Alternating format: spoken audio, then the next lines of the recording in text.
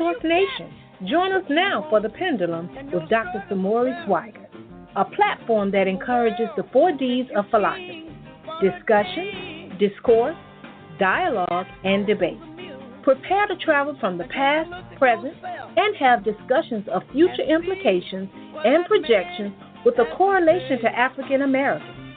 These topics are intended to grab your attention, cause contemplation, and encourage some form of action. From the world to the White House to the hood and everything good, the pendulum is swinging your way. Source Nation, here is your host, Dr. Samori Swygert.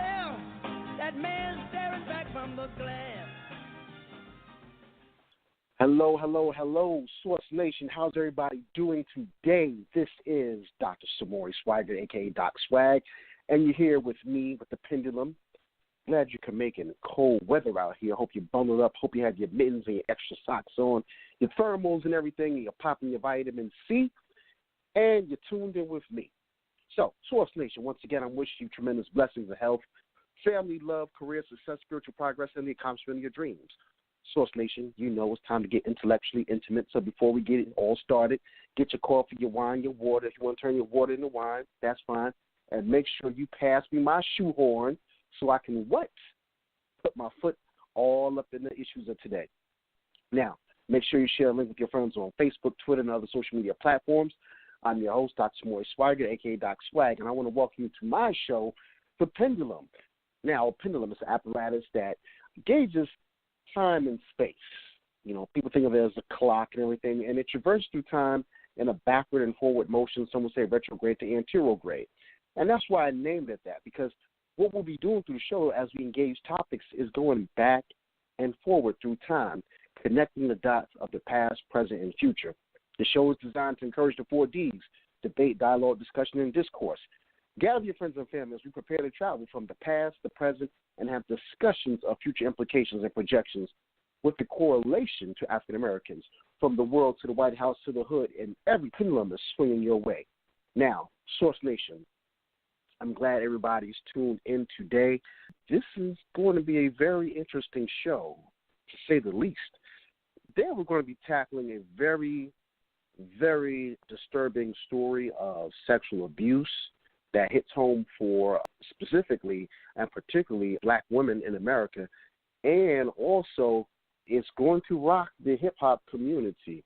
One of the things that when we think of sexual abuse, when we think of hip-hop, right? We think of hip-hop, we think of rap, we think of that alpha male bravado, the machismo, the ego.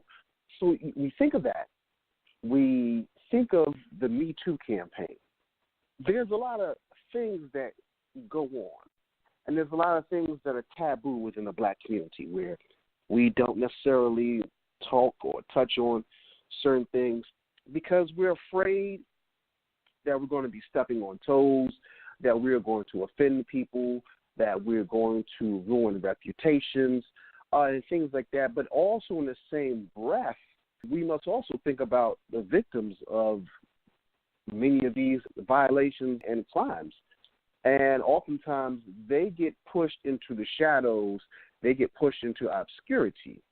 They are often labeled as the troublemakers, and we do what we call victim blaming and victim shaming. And so today what we're going to do is we're not going to do that. We're going to be here for this sister as she unpacks what happened as a young girl growing up in New York and when she was with the group XClan. Now, see, that's big right there because everybody remembers in the late 80s, early 90s, you know, really before we started having, right before we had this transition to gangster rap and all that, you know, you had like the Native Tongues, you had Tribe Called Quest, you had De La Soul, you had Public Enemy, you had XClan, you know, very big, you know, the very thing that people always remember is to the east, my brother, to the east. You know, and most of the messages in their songs were about positivity, identifying with your African heritage and roots, and just trying to be positive or just having fun. but not everybody was having fun, and not everybody was experiencing the positivity. And so this evening, our guest, Miss Patrice Griffin, she's going to share what happened to her when she was a young girl growing up in New York City. So we're going to take a quick break, and we'll be back. We're going to unpack this and have this discussion today. No holds barred. And I'm going to say allegedly, and this is just for legal purposes. I'm not saying allegedly by any means to besmirch, demean, minimize, or disregard or nullify what this young lady has experienced. But for legal purposes, we have to protect the platform, and so the word allegedly is going to be used. But she's going to explain everything that she went through. So we're going to take a quick break, and we're going to unpack this. So I'd be remiss if I didn't thank our sponsors because they make all this happen. So let's thank them. Our sponsors are Zuliana Health, Wellness, and Fitness, Paper to Film Productions, Revolution Mills, Renovations, Meet My Types Matchmaking, Blend to Blend Juice Bar Boutique, Urban Grandstand Digital, and New Covenant of Praise Worship Center. All right. Source Nation will take a quick break, and after the break, we'll be back to talk with Miss Patrice Griffin. And this is a live show. You can call in at 619-924-0933. 619-924-0933. All right, we'll be back. Take a break. Source Nation, stay tuned. You're listening live to The Pendulum with Dr. Samori Swygert.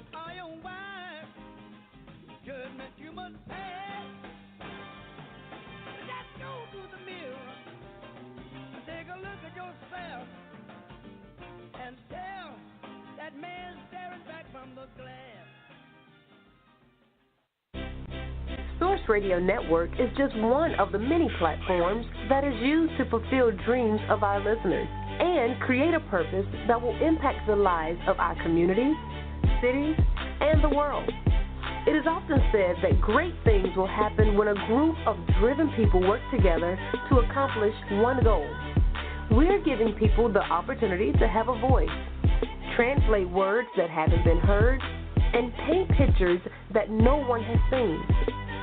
Source Radio Network is fueling your life's purpose. How can you listen? www.blogtalkradio.com/Source Radio.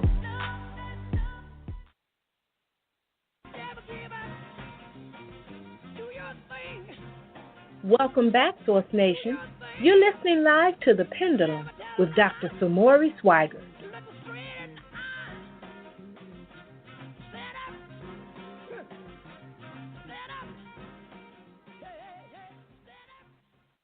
Source Nation, welcome back to The Pendulum. I'm your host, Dr. Samori Swygert.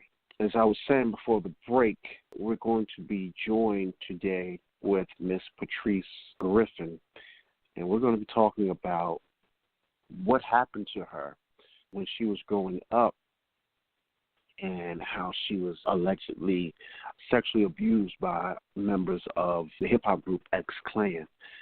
So, like I said, I have to use the word allegedly for legal purposes, but it's by no means to minimize her story. And hopefully, we can get to the root of this and just see it as for what it is. So, with that being said, Sister Patrice Griffin, how you doing today? I'm doing good. How are you? All right. I'm not too bad. Just trying to stay warm. In these streets. Yeah. Patrice, for those that are listening right now, can you just kind of introduce yourself and just give like a brief intro of who you are, where you're from? Of course. My name is Patrice Griffin. I'm 42 years old. I'm originally from Brooklyn, New York, and now I live in the state of Texas.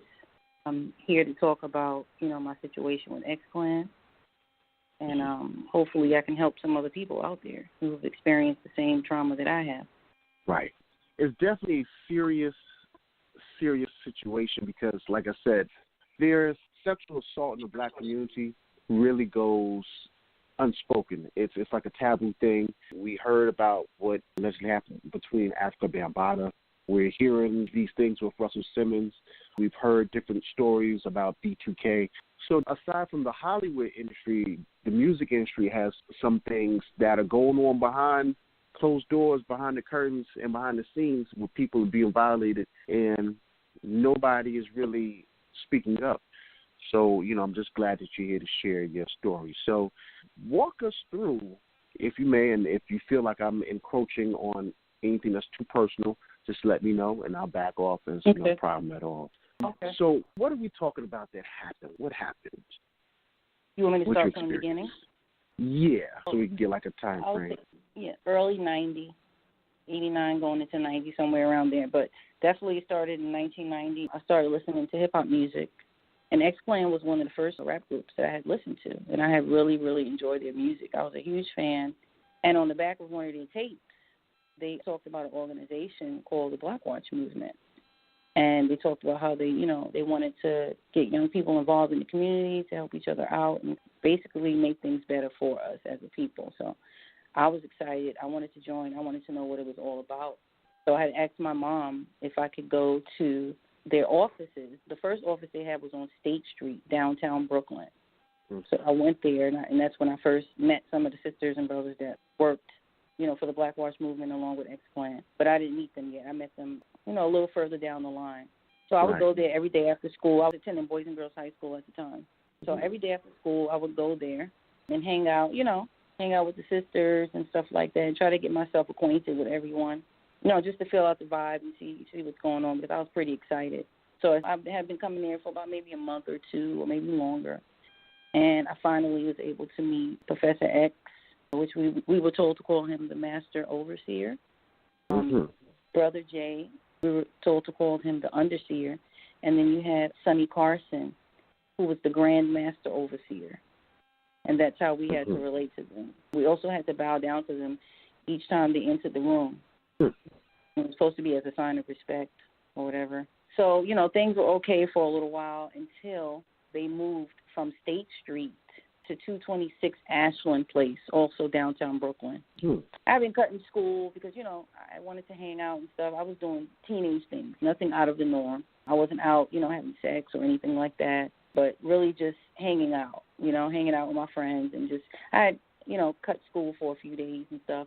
So my mom, I guess she was fed up, and she did the best that she could, and she put me out the house. So the only people I had to run to at the time was XClan and the Black Watch Movement, which they took me in. And so I started staying with them, going to school for some period of time, because obviously I didn't stay in school when I was dealing with them. So that's how it all began. And so I lived there, and my job was to answer the phones and make sure that, I took messages for shows and things of that nature. I was 14, at this time, first year in high school. But things started to get a little strange. Things started to change after. And, I can only tell you what I remember, because a lot happened back then, that I just can't recall. But I can tell you what I do remember, And I remember one of the first times I knew something was up. Well, let me go back a little bit. My mom actually came and met with them because she wanted to know, who I was hanging out with. This is before she put me out. So she came and she met with the Master Overseer, and she met with the Underseer. And they had a little meeting along with her boyfriend to really discuss what my purpose was there and what I was doing and what their purpose was. She found them a little odd because clearly, they had the red, black, and green crowns, and they had, nose piercings, and they wore a lot of tribal jewelry, things like that. But she didn't stop me from going. She was like, hey, this is something new. She wants to try out, go for it. But like I said, once we moved to Ashland Place, things really took a turn for the worse. I remember the first time I was supposed to be in the office, but I was out, hanging out, doing teenager things. And when I got back to the office, they had me in a circle, and the Master Overseer was smacking me in my face. And basically, he was basically letting me know that my place was at the office. And I didn't get permission to leave and do anything other than answer the phones in the office. So that, I want to say, it kind of made me numb. I think at first I was shocked, clearly. Mm-hmm. But, I was a kid, so I was numb. I didn't know how to respond. I didn't know how to react to a situation like that, and I just didn't say anything. And then, as time went on, it got worse. Then, it became sexual. Now, I just, want to remind everyone that, when I came into the organization, I was a virgin. And so I hadn't had sex yet. I think that one of the most traumatizing things they did was, well, let me go back. I was at the office one day, and one of the young ladies, Tamaya James, she was part of the Black Watch movement. And she came to the office. She said, hey, Master Overseer wants to see you. We're having a meeting. And that wasn't uncommon for us to have meetings because we did a lot of protests. And, obviously they were in the music industry, so they were doing shows and things of that nature. So, again, it wasn't out of the norm. But what was out of the norm was when I got to the hotel, I believe it was a Marriott at that time. I'm not sure if it's even still there. But what I did notice was that what was out of the norm was when I got to the hotel, there were like 6 other brothers in there. So it was like 7 brothers all together from the Black Watch movement, Master Overseer, and Sugar Shaft, the DJ, was there. And, again, like 5 other brothers. So Tamai had actually left, which I thought was strange. But, I didn't think nothing of it because the last thing on my mind is they're going to do something crazy. Even though I had experienced them smacking me, I didn't think it would go any further than that. Mm-hmm. But obviously there was more to that situation. So I'm there. Master Overseer is telling me that, that I'm a good kid, basically. And just talking, I don't remember everything he said. Again, I don't remember everything. I can only tell you what I do remember. And the next thing you know, I remember him telling me to, because I remember at that time we were wearing cross colors. That was what was in style at the time. I had a purple and black striped jumper on. Mm-hmm. And he told me to take it down, which I did. I think I was nervous, maybe numb at the time. I'm not really sure how to describe the feeling. But the next thing I know, they're all taking turns anally raping me or whatever. I mean, it's even difficult to say it right now, but that's what happened. And there were 7 people in the room, and they all took turns. I think the feeling that I had at the moment was, I don't think I had a feeling. I think I was more numb. I think it was more of a shock. I didn't cry. I didn't scream. I didn't do anything. And, later on down the line, I thought that was kind of abnormal, but I realized that that's not abnormal for me to respond that way. And so he told me, he was like, okay, well, you go in the restroom and go clean yourself up. He told me I was his golden child. I went into the restroom, and, and first thing I saw was, blood. And I couldn't even look myself in the mirror at the time. I was just, I guess, like I said, I was just numb and shocked, not really sure what was going on. Now, who said you were his golden child? Professor X, Master Overseer. That's okay. Yeah. So he was some ritual initiation or something? I mean, that just sounds kind of weird, like, you're my golden child, after they did all of that. I mean, at the time, I didn't know, but, when you get older, you start thinking about things that, you experienced and watching different things that happen in the industry, and it seemed that way to me. It appeared that way, now that I think about it. So, like I said, I cleaned myself up. I came out of the room. His cousin was there, who was also part of the organization. I believe his name was Anthony. And he told him that I had done well, and he was really proud of me, and to go get me something to eat. Now, I just want to remind you that I hadn't eaten already for about 2 days because they barely fed me. And when they did, I was going into the garbage and, like, getting whatever I could out to finish if somebody ate something because I was really hungry. So they weren't, like, really taking care of me. They weren't feeding me on a regular basis, taking care of feminine hygiene needs, things like that, and I'm a little kid. And none of that was going on at the time. So he told his cousin Anthony to bring me, back to the office on Ashland Place, but to get me something to eat. And I remember they had opened up the Applebee's downtown Brooklyn. And it was kind of new. I believe it was Applebee's at the time on DeKalb Avenue. And we went there, and I was pretty quiet because, I didn't know what the hell just happened, honestly. I was just overwhelmed, I guess. And I sat there, and I tried to eat. I ate or whatever, and then we walked back to Ashland Place. And when we got there, we realized that, Sonny Carson, I mean, it wasn't something out of the norm. He never really paid the bills on time, so there was no light. So I remember Anthony having to go get candles to make some light in the office. There was no, blinds or curtains or anything like that in the windows or anything, but we had the candles, and then he commenced to having sex with me as well. So it was a tough night, you know. It was very rough for me. I think it was one of the worst experiences I've had with the XClan. So what time frame would you say this occurred over? Because, you know, many people that are listening, this is the first time hearing this, you know. So right. I would say around about 90. Let me see, I was 14, 15. So between 14 and the age of 17 and a half, somewhere around there. So that was the early 90s. And this was going on for a period of 3 years or so. Okay, so for 3 years, approximately. Mm-hmm. Now, some will probably want to know, well, if you were hungry, you know, you're eating out trash, allegedly they had raped you that way, why did you stay? Why didn't you leave? Did they hold you hostage? What my kept mom you there? had put me out.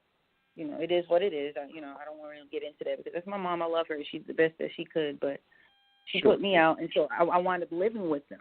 And that's how everything happened. So they were supposed to be caring for me and taking care of me. So, you know, I was there. I was living in the office. And how do I describe it? It was more like Professor X had the gift of gab. He was very cunning, you know, very manipulative. And, you know, he had me believing that what he did was, I guess you could say, somewhat normal. And this is something that I had to do in order to be part of the organization. Now, there were other sisters in the organization, too, and they, you know, everybody was earning the crown, the red, black, and green crown that they wore. You had to earn those things. And I'm not sure if that was how you earned it because, honestly, I can't speak for other people. I can only speak for myself. I never wound up getting a crown, thankfully. But, you know, part of, I guess you can call it a ritual, too. You had to earn it. Let me ask you this, then. So you were in the capacity of kind of like somewhat of a secretary, answering phones and things of that nature, right? Mm-hmm. Now, if other young girls and young ladies that no, were I was there, the youngest. These were women that were there. I was the only kid. Okay. They were women. They were like 20, 21, 22. You know, they weren't kids. Okay. They weren't kids, but they were very young adults. Yes. All right. Now they had to earn the crown. So you were answering phones, right? What other tasks were these older women doing that would make it seem like they earned the crown, aside from answering phones? I know several of them were sleeping with the underseer, which is Brother Jay. I know that was happening. But, again, I can't speak for anyone else, but it didn't appear to me that they were unhappy. But you never know because I was good at hiding my secret for many years, you know, and not saying anything. So I can't really speak for them, but I just know that was taking place. He also had me on cocaine. He had me addicted to cocaine at the age of about 15. Let me just go back a little bit, if you don't mind. Sure. Because I didn't talk about Brother Jay. Okay. Brother Jay, he was really more like the rapper in the group, and Professor X was more of the speaker. So one day I was at the office in the evening time, and no one was there. You know, everybody's out doing their own thing. And I was there answering phones, and Brother Jay came there to the office, and he forced himself on me. All they had in there was really just a couch, a telephone, a chair, and a little tiny restroom. Well, he brought me into this tiny restroom, picked me up, and was like forcing himself into me. And then he threatened me and told me, you know, that I should never say anything. But, you know, I was terrified. I was scared. I didn't know what to do because, you know, they had control over me. They had control over adult women. They had control over adult men. I mean, you know, I wouldn't say that they were sexually violating the men, but they were definitely getting hit. There was some violence going on, you know, when things weren't done the way Master Overseer wanted it done. Now, Sonny Carson knew. He was the Grand Master Overseer. He knew everything that was going on, but he chose not to do anything about it. But, yes, that's one of the experiences that I had with Brother Jay. But cocaine, he had me addicted to it. I was at his house, his apartment in Brooklyn, and just so if everyone doesn't know, Professor X has a child by a white woman, even though he spoke for a black. But, yes, he does. He has a daughter. I know he has a daughter by a white woman. Anyway, she was in the room the entire time, and it was myself and, again, the other sister, Tamaya, and maybe somebody else. I'm not really sure who because I don't want to make up any names. You know, I don't know. I can only tell you what I remember. And I remember him taking a little matchbook that you used to buy at the corner store and him pulling out the white substance. Now, I had never seen coke. I'll go back a little bit. I grew up in a God-fearing house for a period of time until my dad was addicted to crack, unfortunately. God rest his soul. So, yeah, he forcibly had me doing it. They also had me drinking alcohol, obviously to get me inebriated and into a place where I was unable to answer for myself or have any self-control over what was going on. And that went on for a period of years as well. He threatened me and told me I could never do it with anyone but him. Wow. So, his baby mother, she's there the entire time, and I'm sure she had to have some kind of idea what was going on, but I guess she was scared too, so she stayed in the room the entire night and never came out. I saw her once, and then that was it. For those that just may be tuning in, this is the Pendulum Show on Source Radio Network. I'm your host, Dr. Samori Swygert, a.k.a. Dr. Swag, and we're having a discussion with Patrice Griffin, and she's talking about the alleged, like I said, I have to use the term alleged for legal purposes, or her alleged sexual abuse under members of the hip-hop group XClan. So this is a lot, ladies and gentlemen, that we're hearing. Okay. Now, I guess with that being said, I know you said you weren't really going to school like that. Yeah. When I stopped really going in, Mr. Mickens, he was a very popular principal at the time, and Sonny Carson used to come up to the school to pick it up. And so Mr. Mickens would always tell me, you need to get away from those people. He was like, I don't really like how they rock, basically, and, in his own words, at that time in the 90s. And I basically told him, I was like, Mr. Mickens, I hear you, but I don't have no place to go. So this is what I have to deal with for right now. He didn't know what was going on, but I guess he just, sometimes elders have bad vibes. They know when something's up, They just feel that vibe and they just tell you. But there was nothing that I could do about it. So let me ask you this, Patrice. People that are listening, they want to be clear, Right. Was it all the members of XClan, or which members specifically, if you can name names, which specifically of the members, so those of XClan that were innocent, that didn't have any involvement? Okay, so Paradise Architect, by the time I got there, I think he did something with music engineering or whatever, but he wasn't there. He had left the organization by the time I got there for similar reasons. So he had absolutely nothing to do with it, but he also defends them as well, even though he told me in the messages that I was explaining to you earlier, he said something completely different. And I can provide you with those messages as well, just like I provided it for, other people who were interested in, knowing about the situation. But, yeah, he had nothing to do with it. He wasn't even around. But Professor X, like I said, we called him the Master Overseer, Jason Hunter, the Underseer, Sugar Shaft, the DJ, he passed away from AIDS, and Professor X passed away allegedly from meningitis. Sonny Carson passed away, I guess through old age, and, he passed away in the VA hospital. But the other male members of the Black Watch movement, unfortunately, I cannot remember their names. If I see pictures, like I've seen them on tapes and stuff, I can point them out. I honestly don't remember their names because it's been so many years. So you said Sonny Carson himself, like the older Sonny Carson, actually participated too? Well, he didn't participate, but he knew what was going on. He witnessed some things, but he never did anything. Complicit. He was complicit. Yeah, he was complicit, and I guess it was part of what was supposed to happen in this organization. I guess it was their norm. Gotcha. Wow. Let me ask you this question then, and I'm not trying to get into the business, but Sugar Shaft was the one that passed away from HIV, right? Yes, he died from AIDS, yep. He also took part. Now, you were saying there was another young lady, Tamaya James, yes. Right. Now, how old was she in comparison to you? Let me see, I was 14. She probably was about, honestly, I don't remember, maybe 21, possibly. Possibly. I'm just wondering, because if he passed away from HIV and then they're allegedly conducting themselves this way, is it possible he may have transmitted his infection unknowingly to some of these other ladies, if that was the actual case, if that's what actually happened? But yeah, I'm not sure. I think once he left XClan, because he did leave XClan at some point. So once he Right. left, because, you didn't see him anymore. Once he left, I believe that's when he got affected. I'm not sure. I can't confirm, and I can only tell you what I remember, because Right. I don't believe that he was not sick when he was part of Black Watch or XClan. Mm-hmm. Mm-hmm. This was like after the fact. And then I found out that he died from the AIDS virus.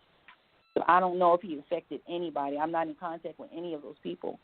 I'm trying not to be in contact with them. Right. Now you're how old? 42, 43? I'm 42. 42. Has anybody affiliated with them, have they tried to intimidate you or, make threats or anything like that? I'm pretty sure we're not the first show that's interviewing you. Right. So have you had any pushback, intimidation, or anything like that? Well, when everything first kicked off, when I had brought everything to the forefront on Star's show, Brother Jay made reference to people not beating me up, but he was like throwing subliminals out there. Like, I know you elders, y'all don't care, so, don't F that sister up, but he was basically just throwing subliminals because he wanted somebody to get at me. So, yes. Right. Mm-hmm. I mean, he even wrote it on his page. You can see it on his page where he wrote that. So this is not something that I'm making up. Right. Now, the other thing I wanted to know, because the way, as you're talking, I'm painting a picture in my head. You basically didn't have any friends. No, I had none. It seemed like you were just, okay, that's what I thought. Because it sounded like you were just kind of under their control. Really the type of person that had a bunch of friends anyway. And this is not for sympathy, but, kids go through bullying in school. I went through a lot of bullying most of my years in school and in high school. And that's just something that, kids deal with today in general, all over the world. So it's not something out of the norm. But, yeah, I was bullied a lot in school. Now, let me ask you this question. People are going to want to know. So, at any point in time, did you try to escape and tell the police this is what's happening to you? Well, as far as the police are concerned, absolutely not. And I'll tell you why.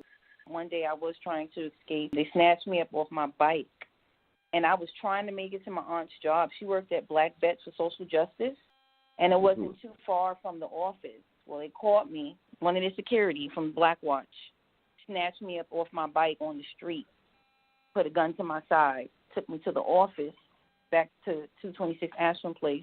Professor X was there, Brother J was there, a couple other people were there. He put me on my knees and put the gun to the back of my head and threatened me and told me if I said anything that they would kill me. And then the next time they gave me a bullet in my hand and told me that this is what I was going to get if I spoke up. So I never wound up telling anyone, really, until later. I never spoke to the police about it. All right, so you never spoke to the police about it.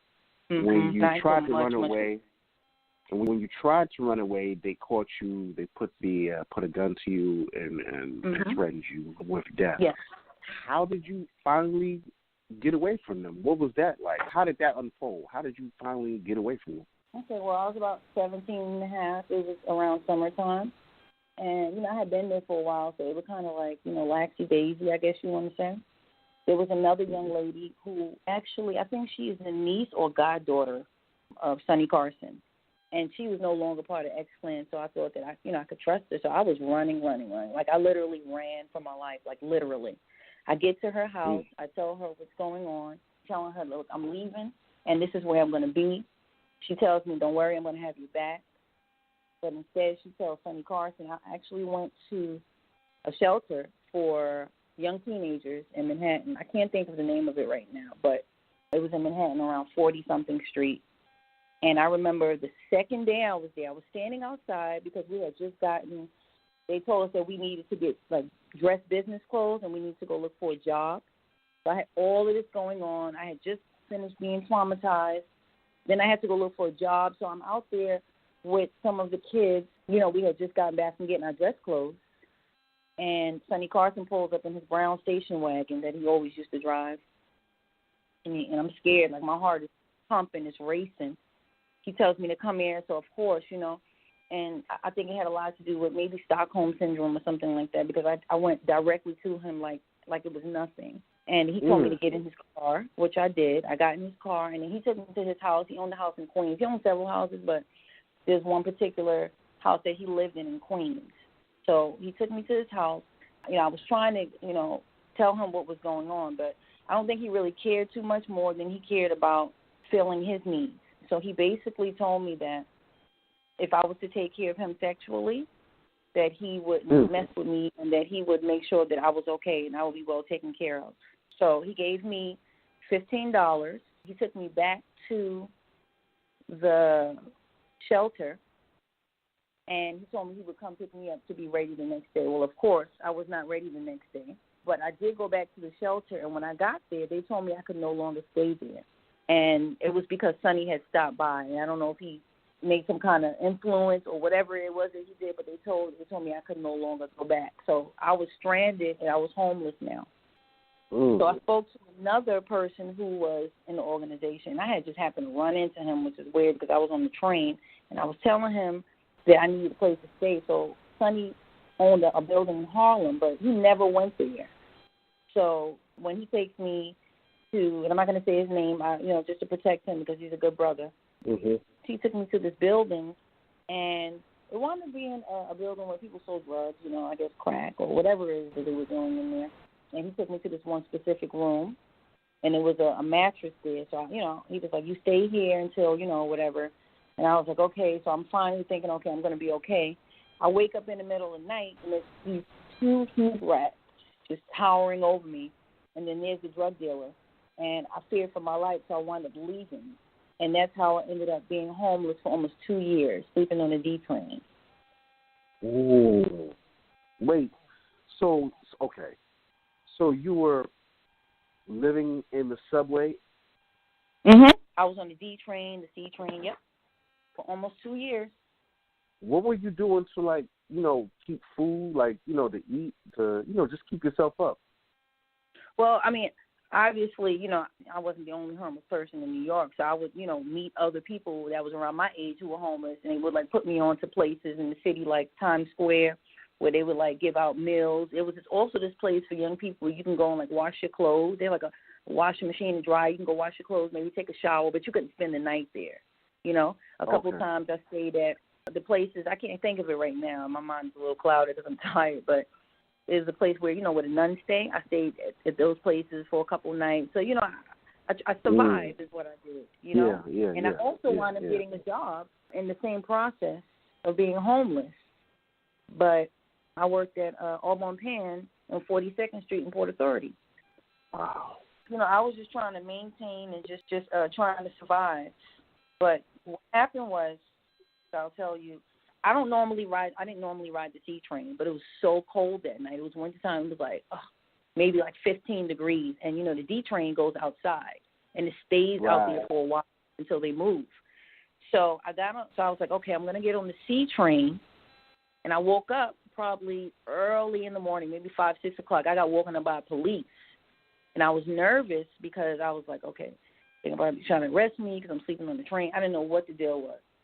Strangely enough, he didn't arrest me. He talked to me. I didn't tell him anything about Black Watch, but I just told him that, I was homeless or whatever. And they hooked me up with this place called Pathways to Housing on 23rd Street in Manhattan. I think they're in Harlem now, but there was this guy named Winston Chapman. And, I look at him as a father now. He helped me to get a place to live. They helped me get a job and, and things like that to try to get me on the right track. I was very, very, very lucky and very blessed to meet those people. But unfortunately, even though I had my place, I didn't know that I had mental health issues after all of that had happened. So I wasn't able to keep up my place, after a certain amount of time. And I started, in my early 20s, I started going in and out of the mental health institutions. Yeah. That's what I wanted to ask you about because, we had talked briefly before the show. And I kind of want you to let the audience know how all of this impacted you emotionally and psychologically, and even the bouts of suicidal thoughts and everything. Speak on that.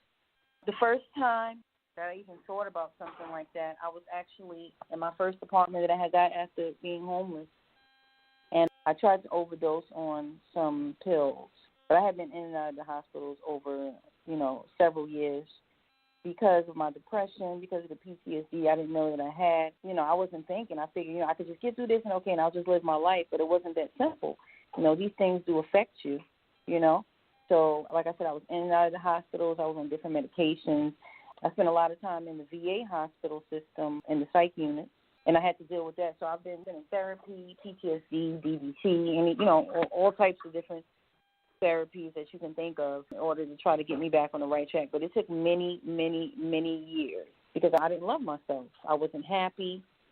I didn't know anything about having self-worth or loving myself. I just thought that I was nothing because I was treated like nothing. And so, it affected me for a lot of years, a lot of years. Right. Wow. So with all of this, though, for those that are listening, it was a brief but in-depth conversation before we had the show. But through all of this trauma that you had to deal with and carry with you throughout life, tell us some of the good things that you have been working on as an interventional method for other young girls that, may be experiencing some of this similar situation or in the environment that can foster this to occur. What is that you're working on?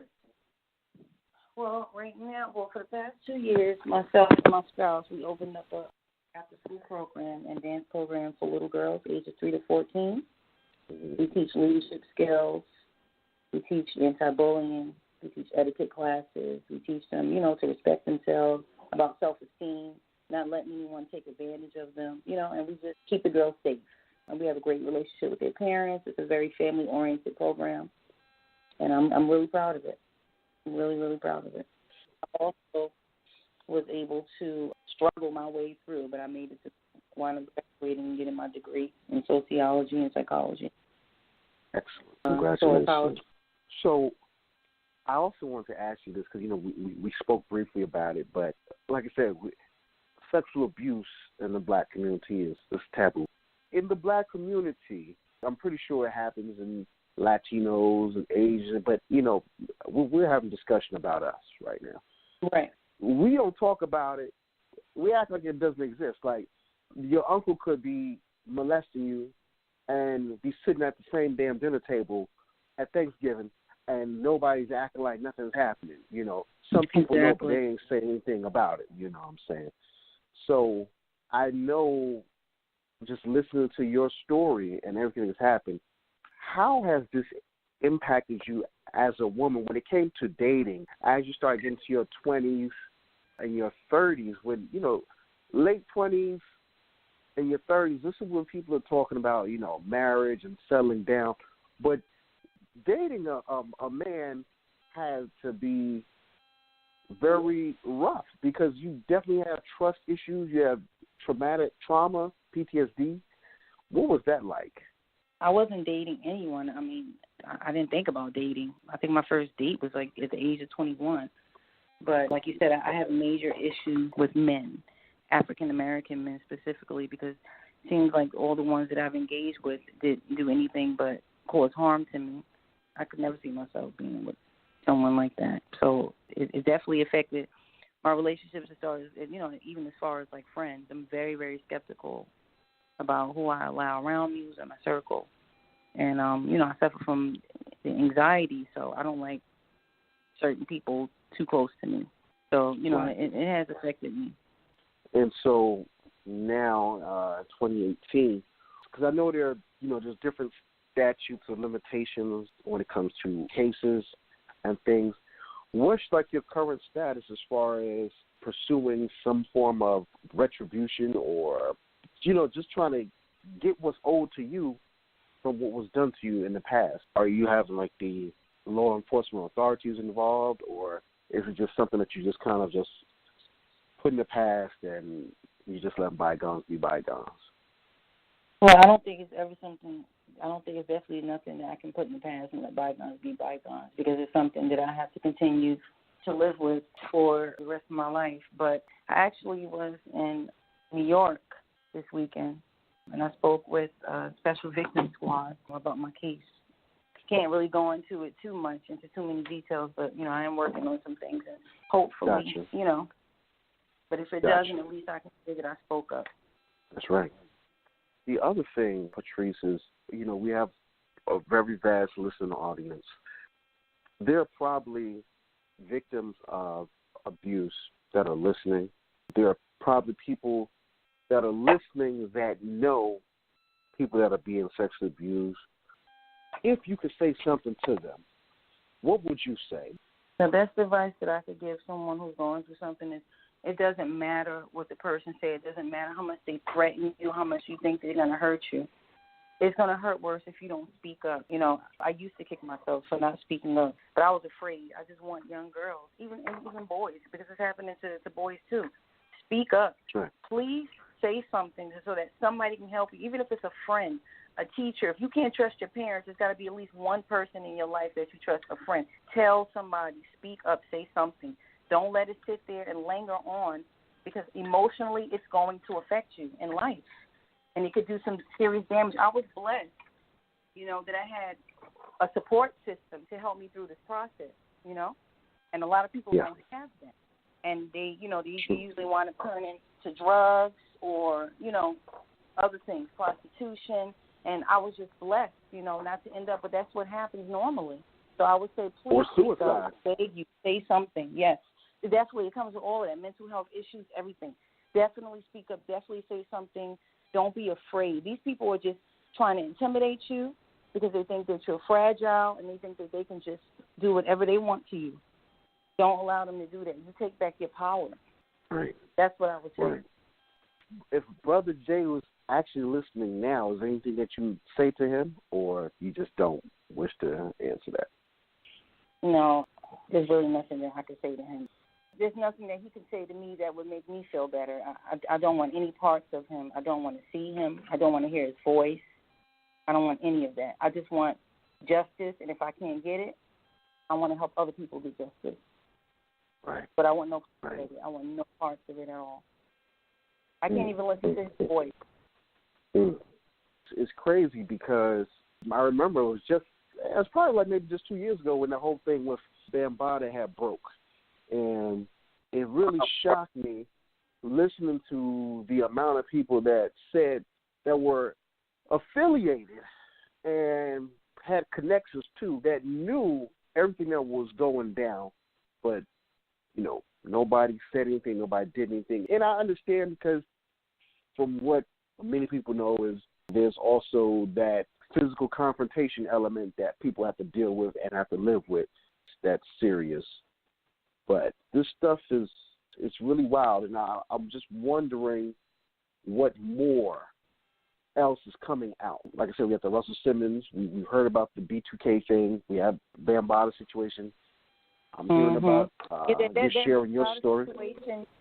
Nobody's doing anything, you know, and I want to say something about the Bambaataa situation because, you know, Hassan Campbell, he brought the story out. Really, really good brother. He has his own YouTube channel, too. Mm-hmm. Real Talk with Hassan. Everybody should go check it out. The brother is spitting some real knowledge, and he's been through a lot, okay? He's been through so much, and he needs so much support, and nobody's doing anything about African Bambaataa. He's just all over the world. And I'll say allegedly because we're on your show, out of respect for your platform, allegedly assaulted half of the Bronx, Bronx River Project, and he was one of the victims. Mm-hmm. And that brother, man, he's the main reason why I came out to tell my story. Actually, he gave me the strength to step up and say, okay, it's your time to speak out and say something. You don't have to continue to hold this in and be depressed and be sad and go through this PTSD and all these emotional things because you can't talk about it. So I had to get it out. So, but yeah, it's been crazy. It's been crazy with a lot of, stuff going on with Russell Simmons. But I'm mainly focusing on, African Bambaataa because that right there, that's crazy, man. He hurt so many boys allegedly. Right. Something needs to be done. It's like a taboo. It's like don't talk about it. You can't attack the victim. You have to go for the person who did the crazy act. Right. And that's why a lot of victims don't want to speak out. That's why I don't really want to consider myself a victim. I consider myself a survivor. I don't want any pity. But I definitely want people to. But you were victimized. Now I was victimized. Definitely, I was definitely victimized. Mm-hmm. But I definitely don't consider myself a victim any longer because I took my power back. Mm-hmm. Mm-hmm. Well, Patrice, is there anything that we can do as a radio network? I don't know if you want to promote your studio that you run with the young ladies, or is there anything that we can help you with, or, while you're here? Okay, well, yeah, you can go on Facebook and Instagram. It's 2 Exclusive Performing Arts. So that's the number 2, XCLUSIVE, Performing Arts, one word. And that's on Facebook and it's on Instagram. And you can check out and see what, we're doing with these young girls for our new generation, We're doing some good work with these young ladies, and they're a bunch of bright, intelligent students. And definitely looking forward to seeing, them grow and the program grow. And I invite everyone to check out those pages and follow the pages because it's good. It's something positive. Say those pages again and the website again. 2 Exclusive Performing Arts. That's the number 2. That's XCLUSIVE, Performing Arts. And it's either Facebook or Instagram. All right. Cool. Well, Patrice, we want to extend thanks for taking the time to be open and, share your story. I know it's horrific and tragic and probably painful having to think about it and relive it, all the time. But as we believe here, what is tragic, to you can be truthful, it can be vindicating, it can be helpful and interventional for other people. So, we thank you. We thank you for that. If you want to come back on any other time, the show producer will, how to contact her, or we'll reach back out and get you back on anytime you want to. So just let us know.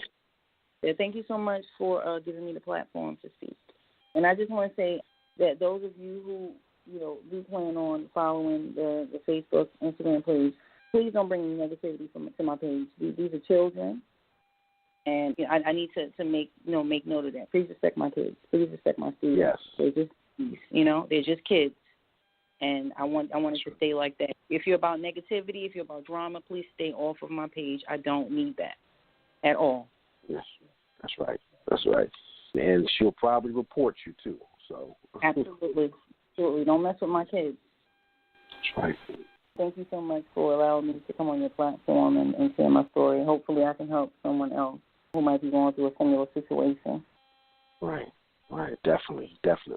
All right, well, we just want to say thank you to Miss Patrice Griffin for coming through and sharing her story with Source Radio Network and the listeners. This is your host, Dr. Samori Swygert, a.k.a. Doc Swag, and I'm going to be signing out right now. If you want to follow me, you can follow me on Twitter at DocSwag06. That's DOCSWAGG06. You can also find me on YouTube. Just type in my name, Samori Swygert. And if you're on iTunes, Google Play, CD Baby, you can type in my name, and I have my audio books, and I also have my music up there also. And with that being said, listen, let's be positive. Let's be honest. Let's protect our women, our children, all right? These are our cherished components of the family unit, and they're also vulnerable, children and women. So let's be positive, y'all. Let's be protective. And let's have an ear, okay? Let's not brush things off when we hear things like, oh, you're just hallucinating, or, you're just playing around. No, when people are telling you things, they may be really telling you something that you need to pay attention to, So let's be more diligent about this, all right? This is serious stuff.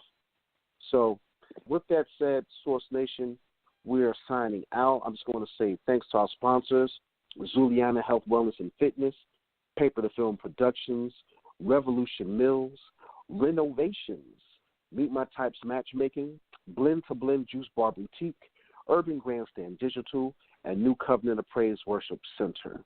And so with that, Source Nation, we are out of here, and we just want to give one more big thank you to Miss Patrice Griffin. We'll see you next Wednesday, 8 p.m. in the saddle on the Pendulum. Peace.